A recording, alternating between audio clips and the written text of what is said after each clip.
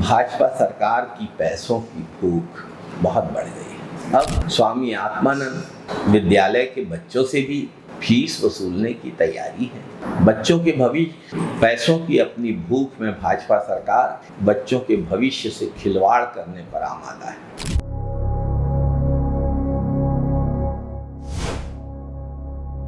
शैक्षणिक सत्र 2026-27 से स्वामी आत्मानंद विद्यालयों में भी शुल्क लेने की तैयारी की जा रही है।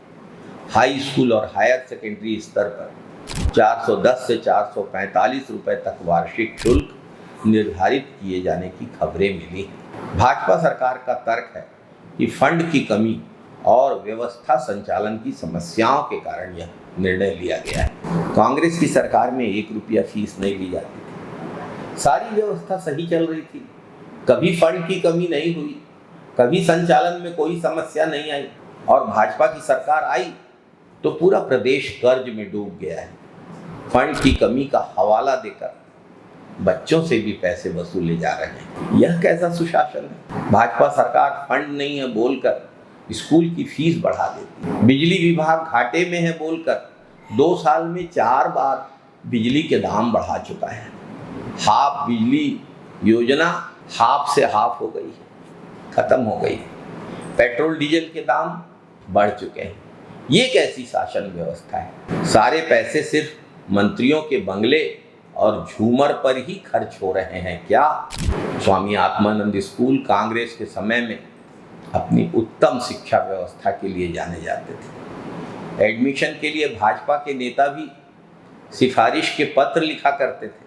पहले तो स्वामी आत्मानंद स्कूलों की हालत खराब कर दी भाजपा सरकार ने। शिक्षकों की भारी कमी को पूरा करने में ये सरकार विफल रही। शिक्षकों को गैर शैक्षणिक कार्यों में झोंक दिया है। कुत्ता गिनने तक में शिक्षकों की ड्यूटी लगाई गई। 10,000 से ज्यादा स्कूल बंद कर दिए गए। अब जो स्कूल चल रहे हैं उनसे फीस वसूलने की तैयारी चल रही है। महामानव आज तक अपनी डिग्री नहीं दिखा पाए, न पढ़ पाए, न बच्चों को पढ़ने देंगे।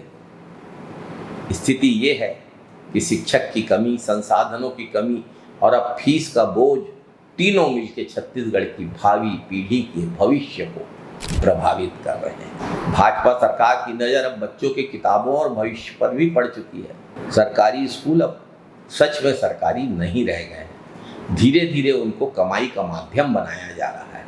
यह फैसला भाजपा सरकार की सिर्फ नीति को नहीं, सोच को भी उजागर करता है, जिसमें शिक्षा अधिकार नहीं है। धीरे धीरे शिक्षा को शुल्क आधारित व्यवस्था में बदला जा रहा है। देश और प्रदेश के भविष्य के लिए बेहद दुखद, शर्मनाक। जय छत्तीसगढ़।